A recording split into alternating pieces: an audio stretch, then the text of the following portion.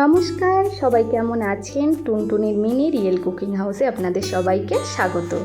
যেহেতু আজ মাটির উনুনে রান্না করব, সবার প্রথমে কিছু কাঠ খুঁজে নিতে হবে উনুন জ্বালানোর জন্য। তারপরে আমাদের যে মাংসের টুকরোগুলো আছে সেগুলি ছোট ছোট আকার কেটে নিতে হবে। তারপরে আদা, রসুন এবং লঙ্কাগুলোকে ভালো করে কেটে পরিষ্কার করে ধুয়ে নিতে হবে। নিয়ে যে রসুনগুলো কেটেছিলাম সেগুলোকে থেতো করে নিতে হবে, আদাও থেতো করে নিতে হবে। তারপরে লঙ্কাগুলোকে সুন্দর করে টুকরো টুকরো করে কেটে নিতে হবে। যে মাংসগুলো ছিল কাটা সেগুলোকে একটি বড় পাত্রে নিতে হবে যাতে মাখতে কোনো অসুবিধা না হয়। তারপরে পরিমাণ মতো তাতে লবণ দিতে হবে, দিতে হবে লঙ্কার গুঁড়ো, হলুদের গুঁড়ো, তারপরে দিতে হবে গোলমরিচের গুঁড়ো, তারপরে যে আদা আর রসুনগুলো পেস্ট করে রেখেছিলাম সেটাকেও দিতে হবে। দিয়ে মাংসটাকে সুন্দরভাবে মেখে নিতে হবে যাতে সমস্ত মশলাগুলো ভালোভাবে মিশে যায়।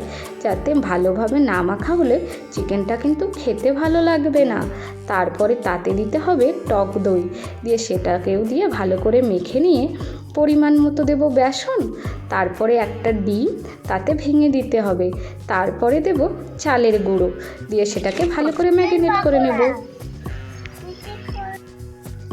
এরপরে রেডি আমাদের চিকেন পকোড়া ম্যারিনেট করা। তারপরে উনুনটাকে ভালো করে ধরিয়ে একটা কড়াই দিয়ে তাকে কড়াইটাকে ভালো করে গরম হতে দিতে হবে। তারপরে দিতে হবে পরিমাণ মতো তেল, তেলটাও যেন ভালোভাবে গরম হয় সেদিকে খেয়াল রাখতে হবে। তেলটা যদি ভালোভাবে গরম না হয় তাহলে কিন্তু চিকেন পকোড়াটা লেগে যেতে পারে, এর ফলে চিকেন পকোড়া কিন্তু খেতে ভালো লাগবে না। তাই তেলটাকে ভালোভাবে গরম করে নিতে হবে। তারপরে এবারে তেলটা গরম হয়েছে কিনা সেটা দেখে ছোট ছোট যে চিকেন পকোড়ার টুকরোগুলো ছিল ম্যারিনেট করা সেগুলোকে কড়াইতে দিতে হবে। আপনারা দেখেই বুঝতে পারছেন তেলটা কিন্তু কত সুন্দর গরম হয়েছে। তারপরে ভালোভাবে হাই ফ্লেমে কিছুক্ষণ আমরা চিকেন পকোড়াটাকে ভেজে নিতে হবে। খেয়াল রাখতে হবে চিকেন পকোড়া যাতে পুড়ে না যায়। প্রথমে হাই ফ্লেমে কিছুক্ষণ ভেজে নেওয়ার পরে এরপরে আমরা লো ফ্লেমে কিছুক্ষণ ভেজে নেব, না হলে কিন্তু চিকেন পকোড়া টুকরোগুলো কাঁচা থেকে যাবে। তারপরে ভাজা হয়ে গেলে আমরা একটি পাত্রে চিকেন পকোড়াগুলোকে তুলে নেব।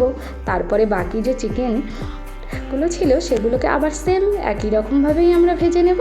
তারপর সব শেষে একটু কারি পাতা দিয়ে চিকেন পকোড়াগুলোকে আমরা ভালোভাবে ভেজে নেব যাতে মুচমুচে হয়।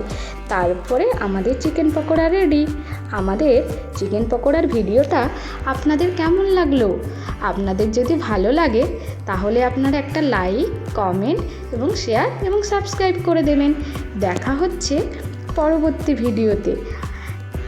আমাদের ভিডিওটি শেষ পর্যন্ত দেখার জন্য আপনাদেরকে ধন্যবাদ।